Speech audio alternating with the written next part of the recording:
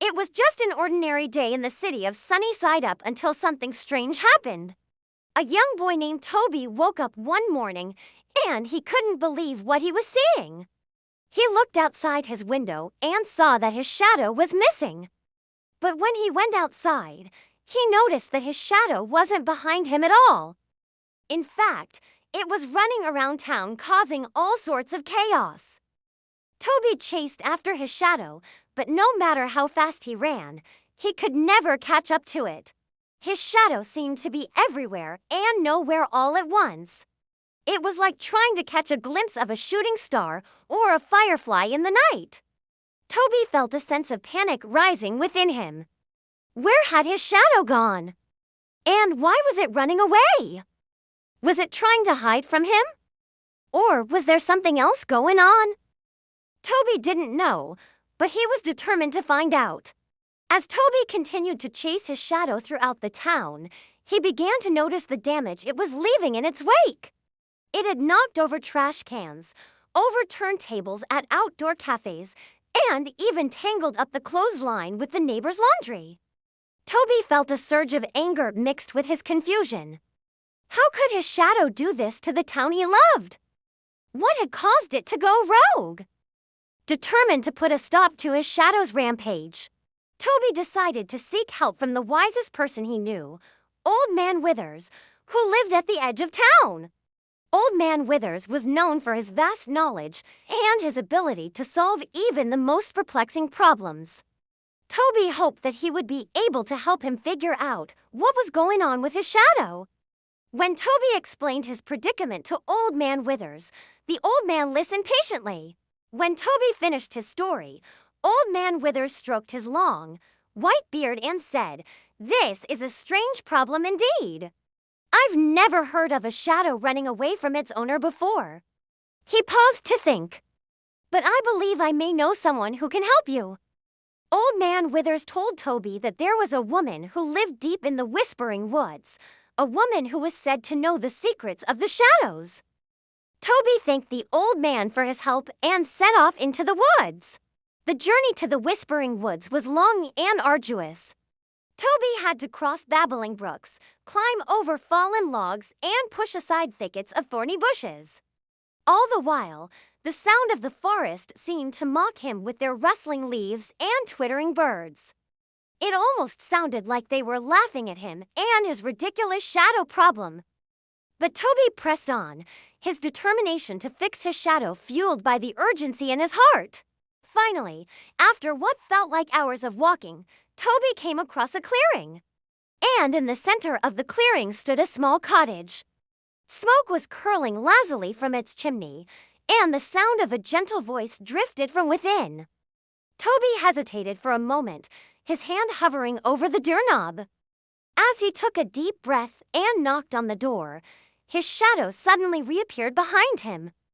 It stretched out, long and distorted, like a dark, twisted version of itself. For a moment, Toby was too stunned to react. He stared at his shadow in disbelief. Had it been following him the entire time? Was it mocking him? Before Toby could question his shadow further, the door to the cottage opened and a woman appeared. She had kind eyes and a warm smile. "Can I help you, young man?" she asked. Toby hesitated for a moment, unsure how to explain his strange situation. But then he took a deep breath and began to tell the woman about his missing shadow and the chaos it had caused. As Toby spoke, the woman nodded her head understandingly. "I know what your problem is," she said when he finished, "and I believe I can help you." The woman beckoned to Toby to follow her into the cottage.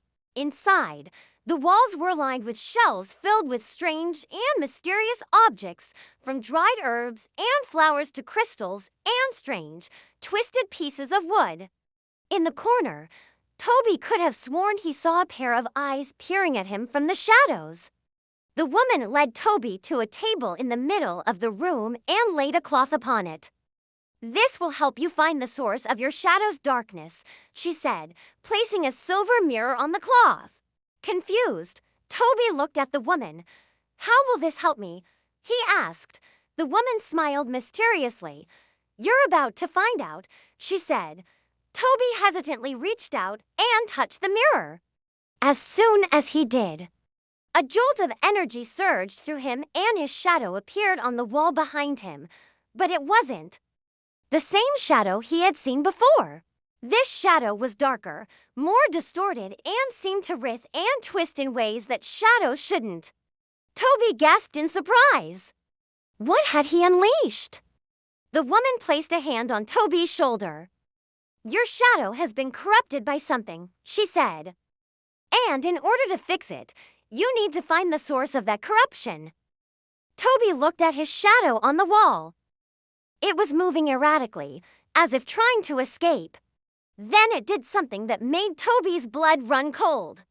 It lunged towards him, its dark tendrils reaching out like grasping claws. Toby stumbled back in fear, knocking the mirror off the table. It shattered into a million pieces, each reflecting a distorted version of Toby's terrified face. Toby turned to run, but the woman grabbed his arm. "Don't be afraid, Toby," she said. "Your shadow cannot hurt you if you do not give it power." Toby looked back at the wall. His shadow was coiling and twisting, growing larger and more menacing by the second. It was like a living thing, a dark, evil creature that was slowly taking over the room. Toby could feel his fear rising within him, but he forced himself to calm down. He knew that if he let his fear consume him, his shadow would only grow stronger. Taking a deep breath, Toby closed his eyes and pictured his shadow the way it used to be, small, harmless, and a constant companion. He focused on that image, pushing out the fear and darkness that threatened to engulf him. As Toby regained control over his emotions, his shadow on the wall began to change. It started to shrink, becoming smaller and less distorted until it looked like his normal shadow once again. Toby felt a wave of relief wash over him. He had won. The woman smiled at him. "Well done, Toby," she said. "You have regained control of your shadow." Toby looked down at his feet. His shadow was back to its usual size and shape, following him obediently as he walked. He couldn't believe how close he had come to losing it forever. He had faced his fear and won. Toby thanked the woman for her help and hurried home. As he walked, he couldn't help but feel a sense of pride.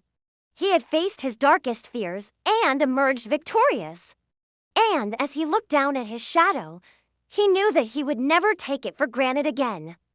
From that day forward, Toby and his shadow were closer than ever. He learned that shadows weren't just dark, lifeless things that followed us around.